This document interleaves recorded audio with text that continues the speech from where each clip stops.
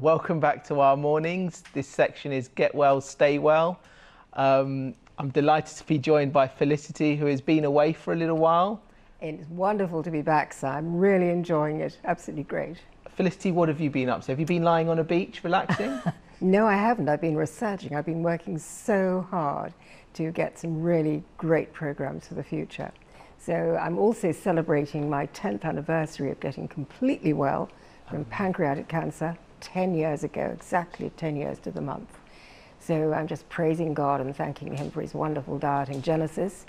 And it's just wonderful that I'm able to be on Revelation TV and tell people this information, because very often it's not the information that the doctors are giving us. It's information that goes back to being sensible about our diet, and we're all living on processed foods now and the wrong fats, sugars and salts. And people are becoming very ill, as I did, with just bad choices that we were really ignorant of.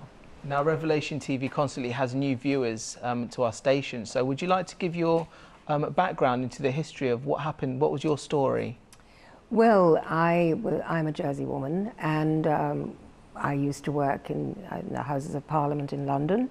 I was also a Red Cross nurse, so I got a nursing background. And we went back to live in Jersey with 3 young children. And our middle daughter died of cancer at 20. She was drinking the chemicals in the water from our well because they were growing a lot of tomatoes and potatoes, which they do in Jersey.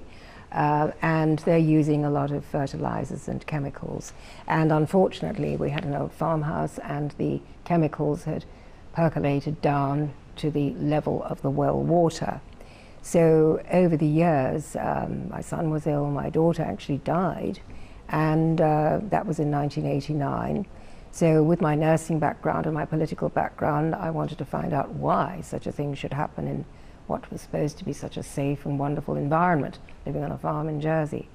And we had all kinds of tests done, and we discovered that the water was the main cause, and another of the causes was probably milk, which we're going to be talking about today.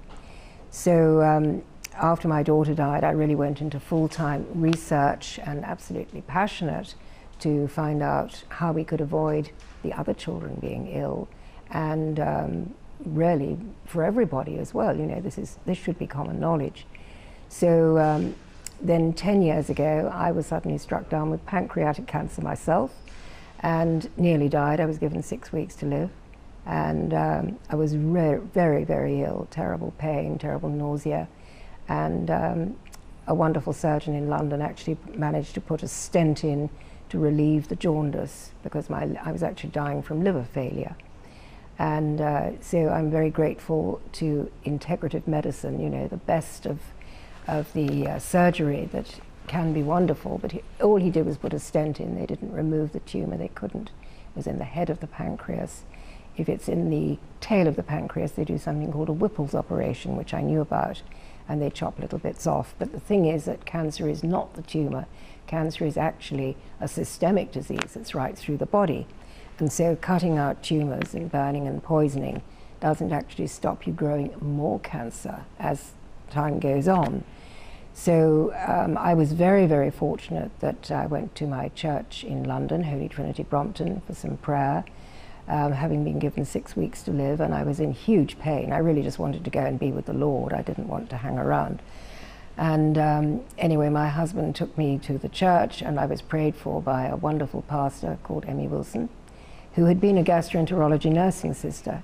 So she prayed for me, and she also said, you know, if you got back on God's diet and you're really radical and you eat the apricot kernels and have the B17, that is the only way, actually, you will get well in the natural.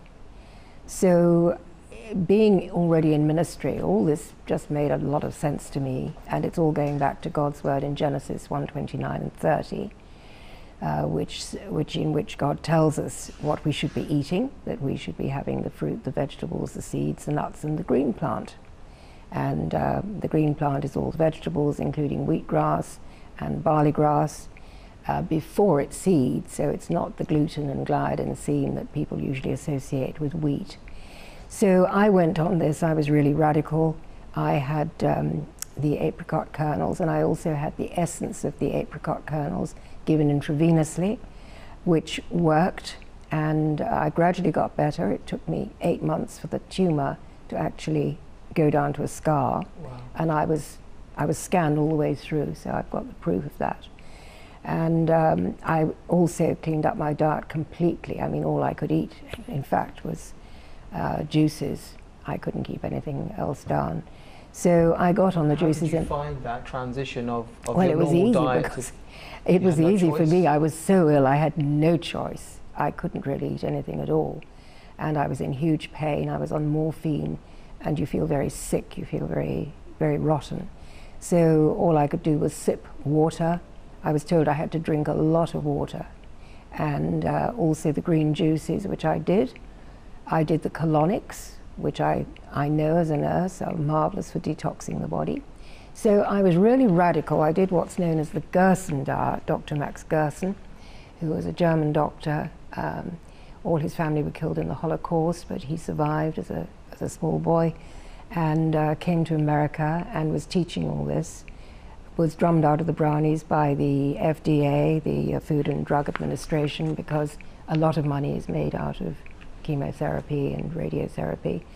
And so he ended up in Mexico, which is where I got my apricot kernels sent from. But basically, you see, we're getting back to God's diet. It's the Genesis diet. And although it's also known by other names, Hippocrates diet, the Daniel diet, it's God's diet. It's God's original word to us in the very first chapter of the first book of the Bible. So I just praise God for the supreme intelligence of his word.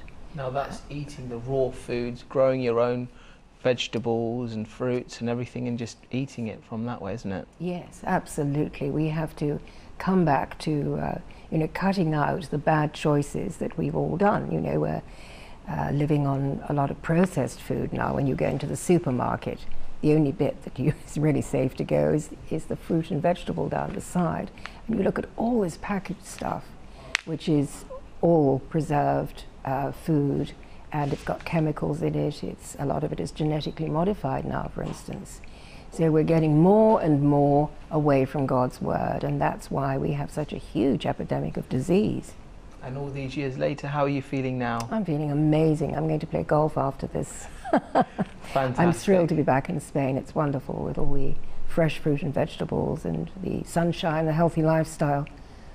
Well, I'd like to remind our viewers that we have done a number of programs on Revelation TV with Felicity, going through various health subjects. And if you would like to see those programs, please visit our website, www.revelationtv.com. We have a YouTube page, which is www.youtube.com/RTVEurope. You'll be able to see some of the previous programs that we have done with Felicity, and she discusses the different subjects that helped her get through her situations that she had. Now let's go to today's subject, Felicity. We're going to be discussing milk. Yes, we are, because this is such misconception about milk. You know, people, I was told, you know, as a little girl, you drink up your milk to be big and strong and have big bones and be really healthy. And nothing is further from the truth, because we now know that baby cows drink their mother's milk, and it grows them from a tiny little calf into a very large cow in a very quick amount of time. And no other animal in nature suckles another animal, especially after they're weaned. But we have been taught to drink cow's milk, which in fact is poisoning us in a huge way. And I've got a list of all the diseases here. You know, I had Dr. Brian Clements over from Hippocrates last year in Portugal and Jersey, and he said milk is the greatest cause of cancer. And it's not just milk, it's all the dairy produce as well. So we have to be careful. You know, people say to me, oh, can I have cheese? Yeah, well, that's milk as well. And can I have yogurt? That's milk as well. So we really have to use our brains, be careful about it. And it's all dairy produce, especially the cheese. The Parmesan cheese, which we all used to put in our spaghetti, is probably the worst. So we really have to cut out dairy. And you know, as a child, I remember being given a third of a pint of milk that you had to drink at break and a bun.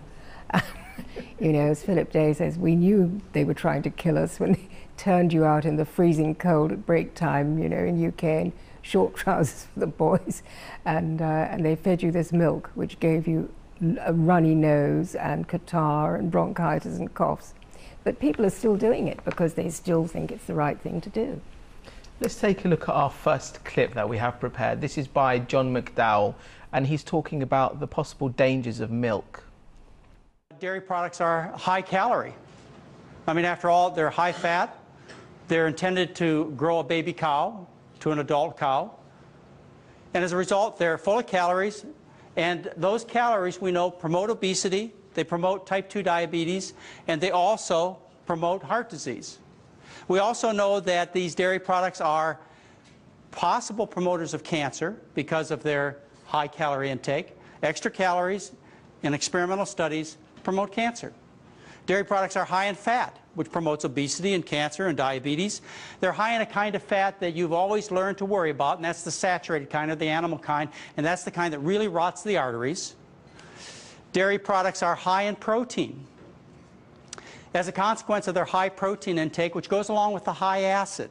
Remember, proteins are made of amino acids, and some of those acids are more acidic than others, like the sulfur-containing amino acids. So dairy products, because they are high in protein, aren't they sold to you because they're high in protein? Well, there's a negative part to that. That high protein, high acid nature of dairy products, what it does is it damages the kidneys, causes kidney overload for processing all that protein. As a matter of fact, the standard classic recommendation from all kidney doctors is if you have failing kidneys, you need to go on a low-protein diet to decrease the workload of those kidneys, to decrease the flow through the tubules, to preserve the kidney function so you can stay off a dialysis machine. That extra protein is harmful. As a matter of fact, even in healthy people, people who have no apparent diseases, it's estimated that they lose about a third of their kidney function by the time they get to be 70 years old because of the high-protein nature of the American diet. The acid is what really damages the bones because the bones have to neutralize the acid, and dairy products are high in acid. I mentioned to you that hard cheeses are very high in acid, and Parmesan cheese is the most acidic food that people commonly consume. Now, how does that fit with the message that you should consume dairy products to have strong bones? It's exactly the opposite of what the scientific truth is. Dairy products are high in cholesterol, so they promote atherosclerosis, which leads to strokes and heart attacks.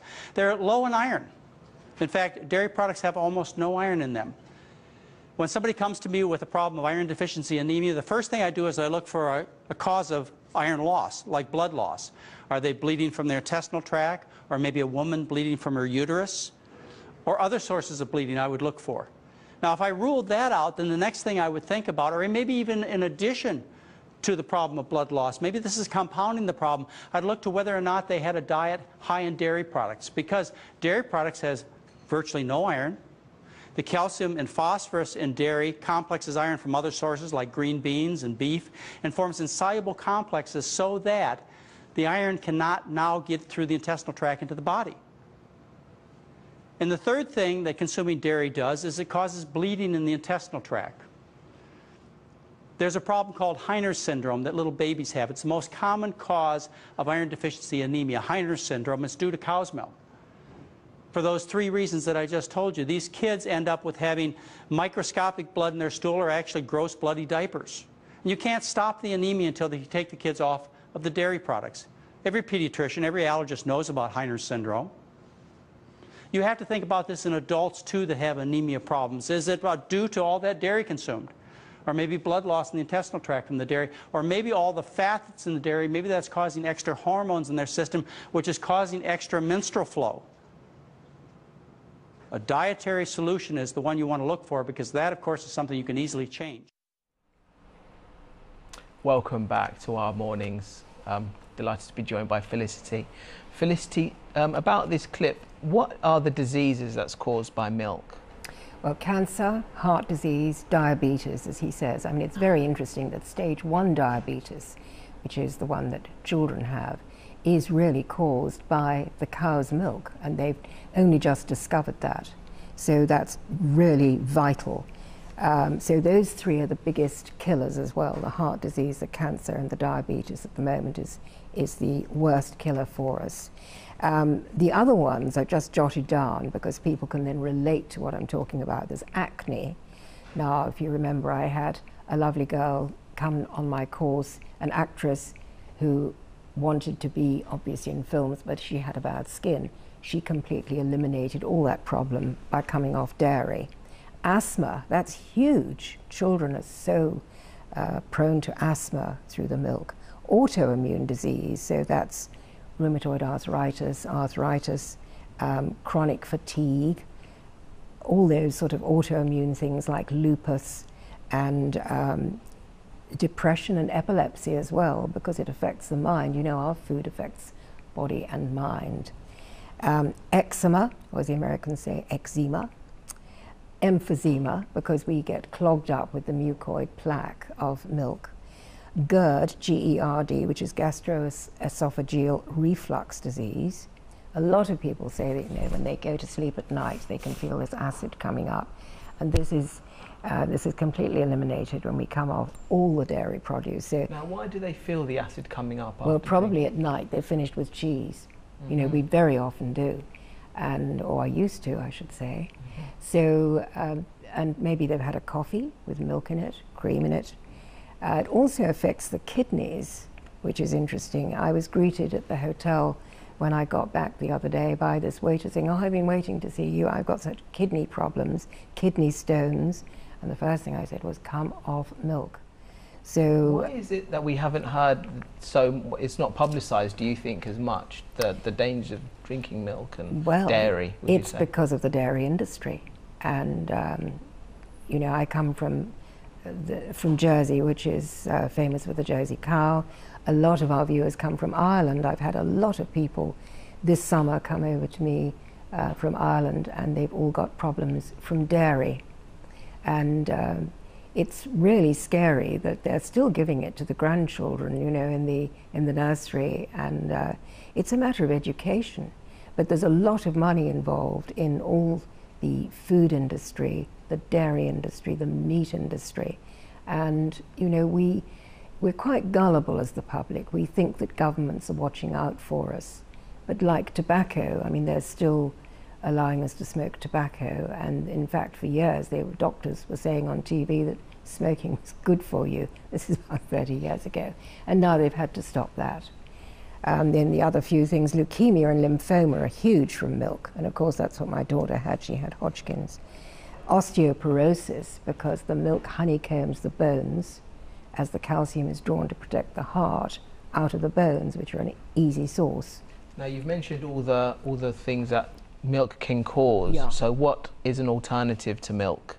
Well, the best one, if you want a white drink, is a banana. You just blend up a banana in water, and if you want a white sweet drink, banana milk is the easiest in the world. Almond milk, there's rice milk, there's soy milk, but these other ones that you buy, there's oat milk as well. The ones that you buy are slightly dubious because they've obviously got preservatives in. They're in a pack, they're in the shop. And you know, what I have learnt the hard way is that really I have to take control, I have to take responsibility for what I put into my body. And so I think it's much better and safer to eat at home, to do your own food, to say nothing of being much cheaper. I would like to remind our viewers that we are live at the moment, so please do send in your emails and your text messages, and they will come on screen. I've just seen that we had a email here from Jill. I think we've just answered your question, Jill, about whether rice milk is okay for us. So please do continue sending your emails in. Yeah, I mean, rice milk is better, obviously, because it's not got the cow's milk content of the very high protein, the very high fat, and the leukemia and lymphoma viruses that are in the milk, although they say that there isn't any in there. But it's interesting that Dr. McDougall, who we've just been watching, they've done a lot of tests, all the main doctors are on this now, and 75% of us have got immunity in our bodies to lymphoma from the milk. We've already had an attack of lymphoma you know, with a cold maybe and a fever that our immune system managed to fight off, so we didn't succumb. But the thing is, it's a cumulative effect. The more we do these things, you know, the more likely we are to become ill. Now we're just about to go to our advert break. We'll be continuing the subject of milk as we return. What does our viewers have to look forward to? Or shall we not say we look forward to, but what are we going to be discussing and warning them perhaps? Well, we'll answer some emails. We're going to continue to talk about milk, yes, and juices maybe. Absolutely. Because if we can get onto the juices instead of the milk, we're much better. Well, like I said, we are going to our advert break now. So we will continue to talk about milk, which is our subject today, but we'll also try and cover some of your emails as well. So I would like to encourage you to send in your text messages and your emails into the show, and we'll try and cover through. So please stay tuned, maybe put the kettle on without milk, and we'll be right back.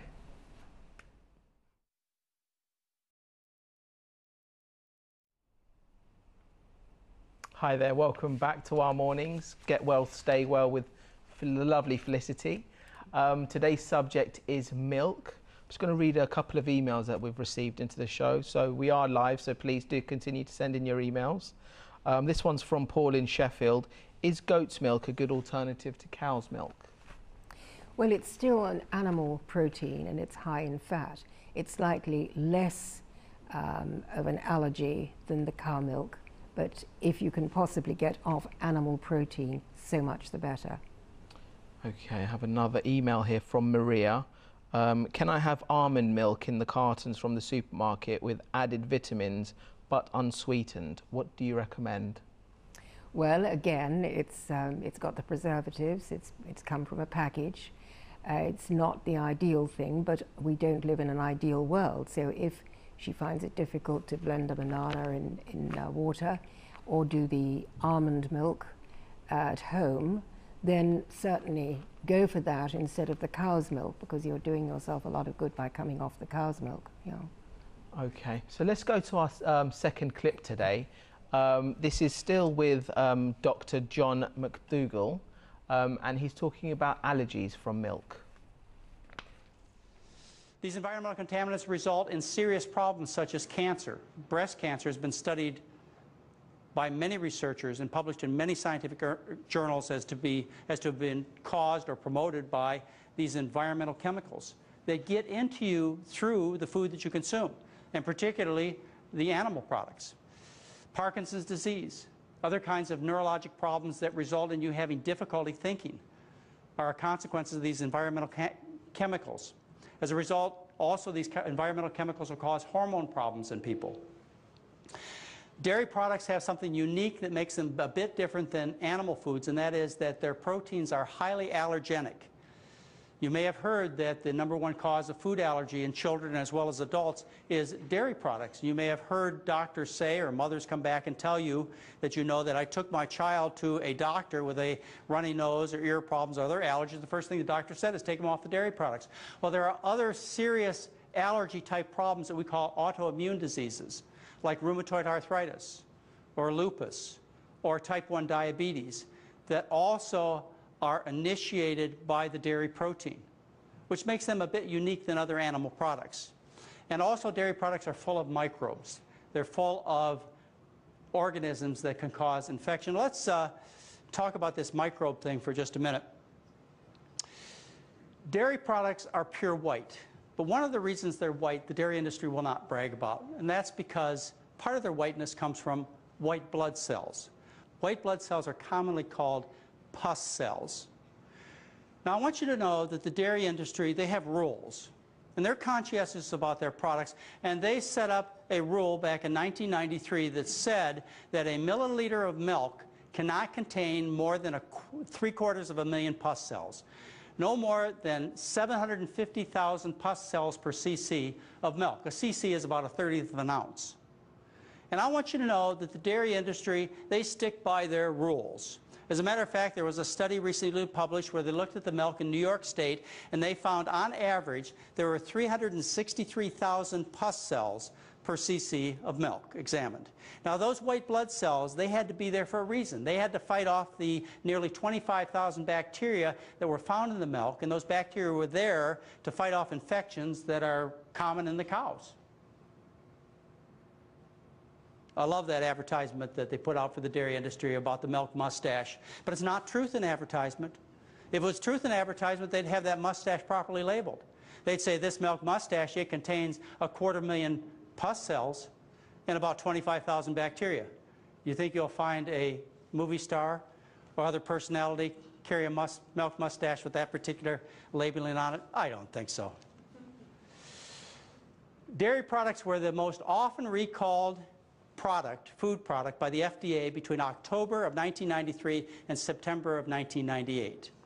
They were recalled because of contamination with microorganisms such as Salmonella, Staphylococci, Listeria, which can cause abortions and miscarriages, deadly E. coli. E. coli is the bacteria that you often hear contaminating food that will kill children.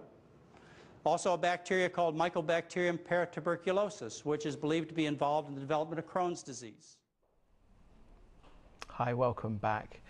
Felicity, the doctors, they're talking about the white blood cells and the pus cells. Can you just expand on that, please? Well, that's pretty horrific, isn't it? Because we thought the white mustache was so healthy, and I remember people advertising that when I was young.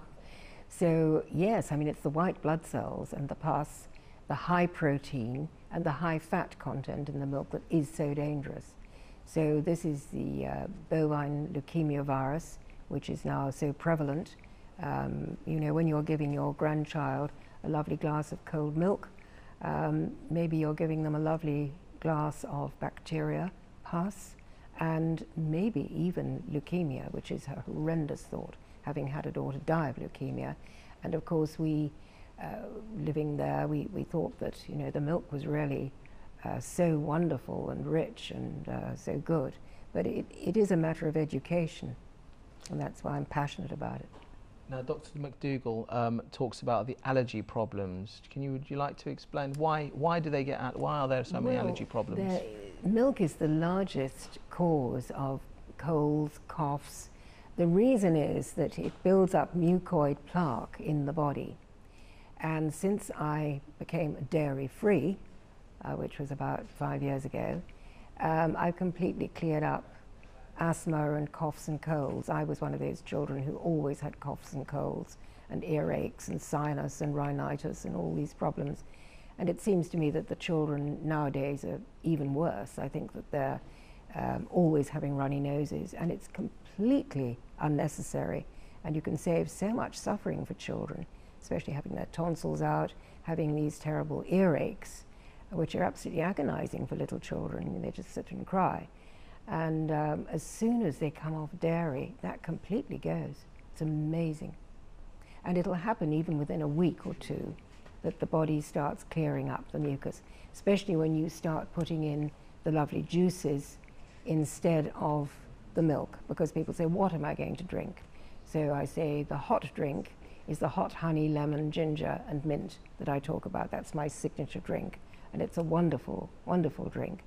A little bit of honey, not too much if you've got diabetes or cancer. But so this is someone who is used to having their coffees, used to having their teas or something like that. Yes. This is like a replacement. Yes, I mean chamomile tea is good as well, but the hot honey, lemon and ginger is absolutely and this is fabulous. Fresh? Would they need to Yes, you do it with a little bit of fresh lemon just squeezed in the hot water, and just a tiny half teaspoon of honey, just half, really small, and little bit of ginger, the root ginger, I just slice that up and put it in, and a bit of mint on the top, which makes it taste and smell lovely.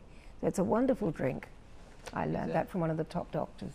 Is there an alternative cold drink that they could take rather than milk? Well, that's when we come into the juices. So there's the wheatgrass and then lovely green juices, because wheatgrass is quite difficult for some people to swallow down. So I always say start with the cucumber, the celery, put a little parsley, chard, kale, whatever green vegetables you have. You can put half an apple in to make it taste nicer, a little bit of ginger if people like ginger. It's a fabulous drink, the green juice, and that's the best for alkalizing the body. Now, some of our viewers might be interested to see how would they grow their own wheatgrass, for example. How easy is it to grow wheatgrass? Well, we made a wonderful program on that, didn't we? And that was that American guy who showed a YouTube of it. Really easy, very good. So I'll be growing my own now I'm back in Spain. Well, let's take a look at our third clip. This is talking about the various diseases further that is caused by dairy products such as milk. I used to be a general practitioner. For 3 years I saw kids. For 3 years I saw constipated kids in terrible pain. This is a usual problem, not just one that appears in the scientific literature. Just for this problem alone, you would think that the school lunch programs, the U.S. government would take and ban these products from the schools, just to relieve that simple kind of suffering, which is not only painful but also very embarrassing for a child. You look around your neighborhoods, you see kids with snotty noses. You talk to the parents and they're taking the kids to the doctor every month for ear infections. You think this is normal? You think kids are supposed to have snotty noses and ear infections? Kids will have gastroesophageal reflux, asthma, eczema problems. This is not normal. This has all been tied to the dairy product consumption that's encouraged by the dairy industry and most of us have bought into. There's a more serious problem that affects kids. It's called type 1 diabetes. Horrible disease. If you wouldn't want to wish something so terrible on a family as to have a member develop type 1 diabetes. It's not just a disease of children, even though this used to be the most common kind of diabetes in children. These days, because children are getting so fat, they're developing a lot of type 2 diabetes, which is now, it is now becoming competitive as far as the number of cases, type 1 versus type 2. Well, type 1 diabetes is where the pancreas is destroyed. The initiation of that destruction is caused by cow milk protein entering the bloodstream. That's what the scientific research says. In fact, it is so compelling that the American Academy of Pediatrics work group on cow's milk protein and diabetes in 1994 made a statement that still stands today. They said early exposure of infants to cow's milk protein may be an important factor in the initiation of the beta cell destructive processes in some individuals. Beta cells are what make insulin in the pancreas of the child. And they recommended that you stop feeding cow's milk to children to prevent insulin-dependent diabetes, type 1 diabetes.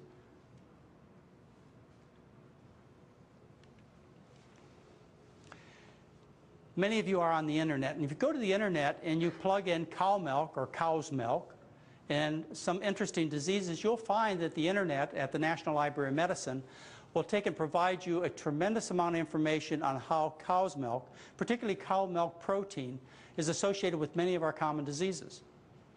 If you go there and type in some of the following diseases, you'll find some very interesting research that shows that cow's milk is associated with or definitely the cause of various problems that are quite serious and quite common, like canker sores, tonsil enlargement. You think it's normal to have enlarged tonsils? These tonsils are enlarged to take and defend you.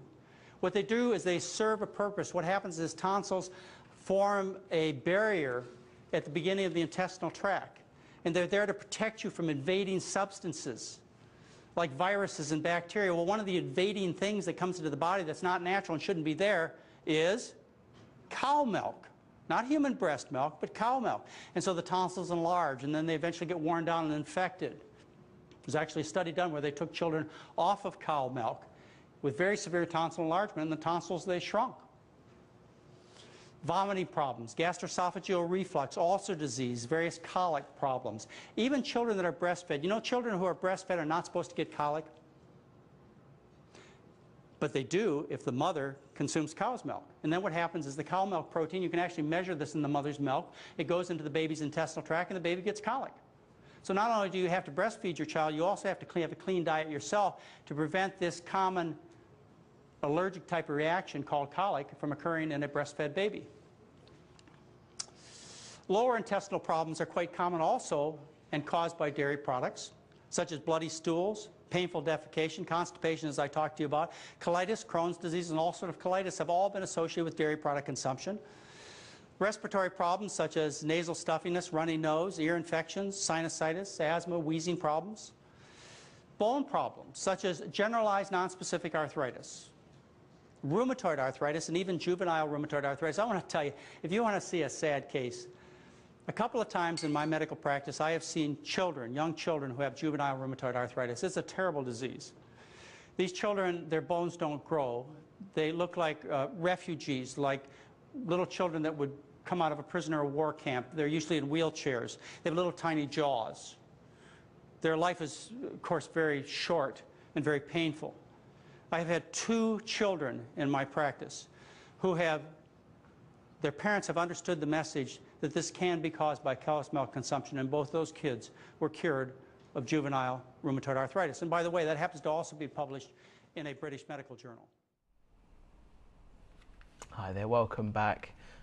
Felicity, I've got another couple of emails to read to you. Hi there, this is from Manny. I drink organic skimmed milk. Is that bad too? Well, it's still cow's milk, isn't it? Organic makes it slightly better, but it's still, you've still got all the things that he's been talking about. Okay, here's an email from Joan asking you, what are your thoughts on coconut milk? Well, coconut milk is pretty healthy. That's a really good thing to have. You can also mix it with some of the fruit juices that I talk about, the fruit and the vegetable juices, because it slows down the sugar rush in the body, in the blood sugar. It's quite interesting. Okay, let's go back to the clip that we've just seen by Dr. McDougall. He mentions how much milk they have in the schools, and it's a cause of constipation in our children. Yeah, absolutely. Yes, it just clogs the body up with the mucoid plaque. So if the mucoid plaque goes into the intestine, you're going to get constipated, you're going to get blocked. If it goes into the joints, you get arthritis. If it goes onto the chest, you get asthma and bronchitis.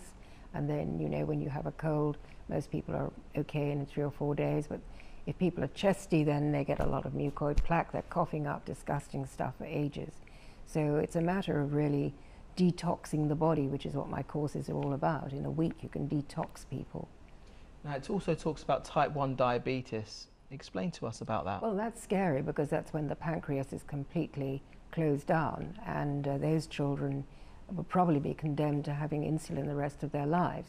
Except I work with a Dr. Gabriel Cousins in America, who has an amazing place called the Tree of Life in Arizona, and he can get even stage 1. Sometimes he can get stage 2 clear in a week. So can Charlotte Gerson. So it's something that you can do. Diabetics are told by their doctors, you know, that you'll have this for life, but it's not true. When you really radically detox and restore the deficiency of living enzymes in the body and rehydrate, you can get well and stay well. Can you give us some advice for any of our new mothers out there who are breastfeeding? How careful do they need to be for what they're eating? And well, they've got to be careful that they're not drinking the cow's milk, because then that will go through and go through to the baby and give it colic. And so my own daughter breastfed as long as she possibly could, although she was working. She's an amazing girl, and she breastfed for as long as she could. And then we went on to juices, there's carrot juice and you know, lovely gentle juices. I like the rainbow food because that's how God has, you know, given us this wonderful promise of the rainbow, and also the wonderful colors in the fruits and the vegetables.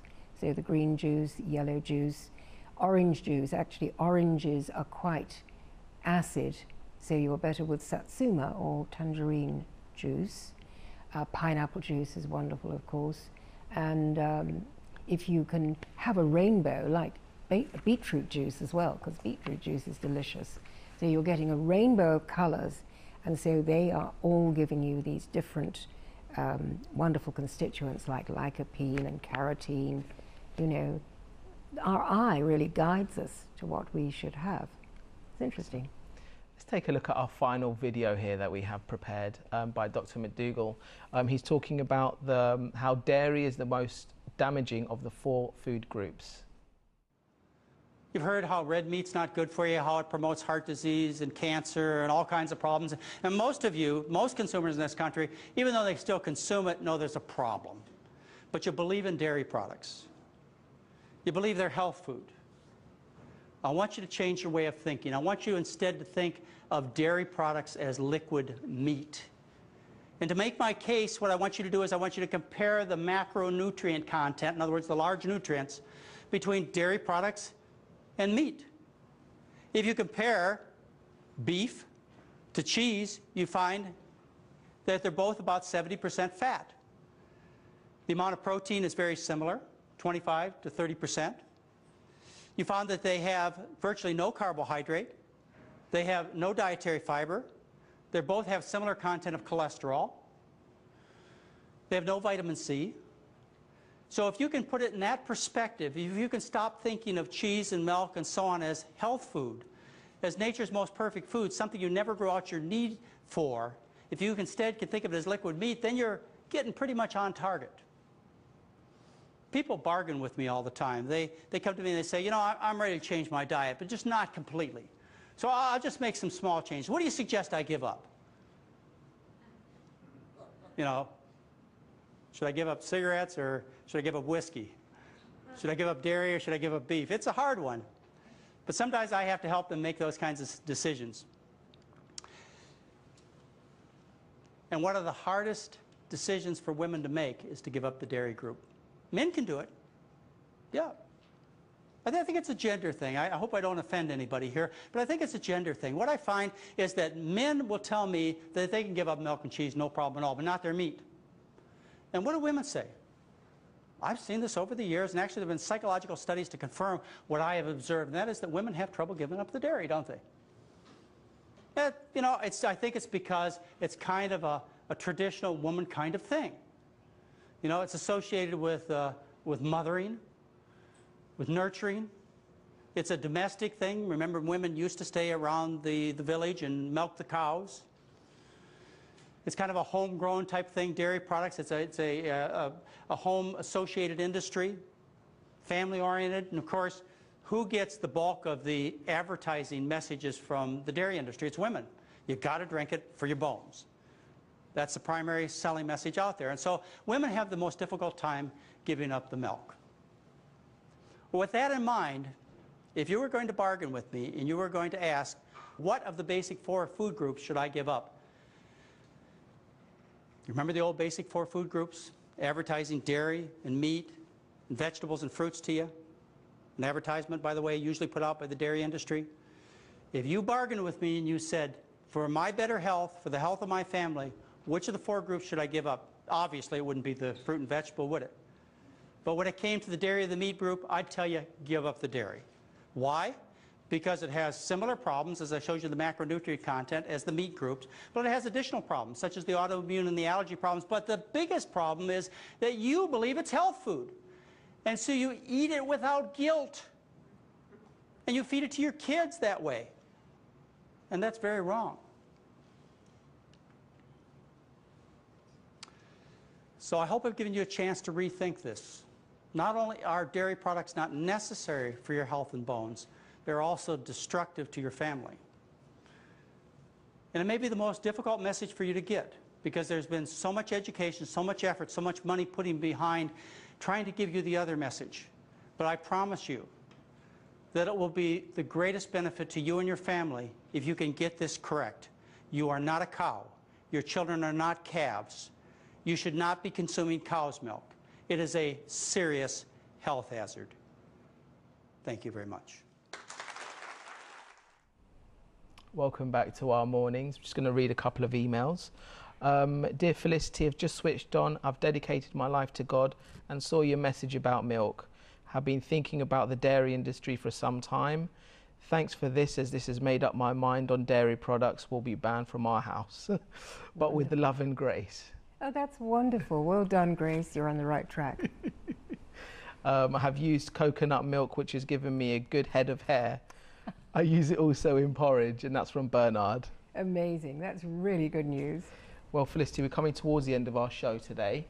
Is there anything you'd like to wrap up? Well, I'd just like to finish with some good news.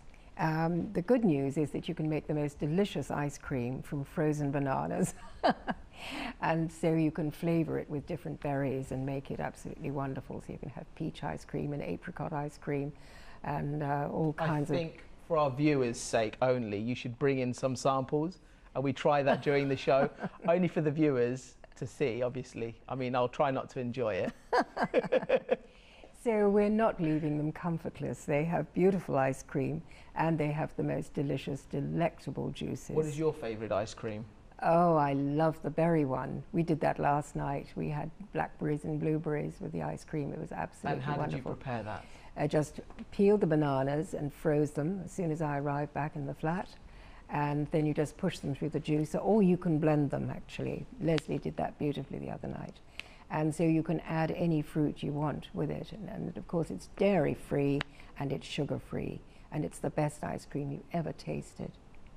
And to reiterate that people who want to replace coffees and teas, there is an alternative, isn't there? The hot drink with the honey, the lemon, the ginger and the mint is wonderful.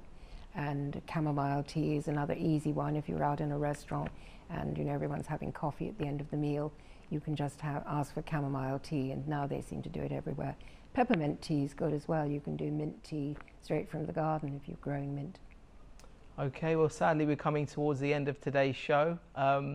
Thank you for joining us. Thank you for sending in all your emails. We haven't had the chance to go through all of them. We'll try and see if we can save some for the next show next week. So I'd like to remind our viewers that we have a catch-up service on Revelation TV. So it's www.revelationtv.com. We have a YouTube page, youtube.com/RTV Europe. We're on Facebook and Twitter, facebook.com/Revelation TV. Thank you for joining us. Have a fantastic weekend and God bless.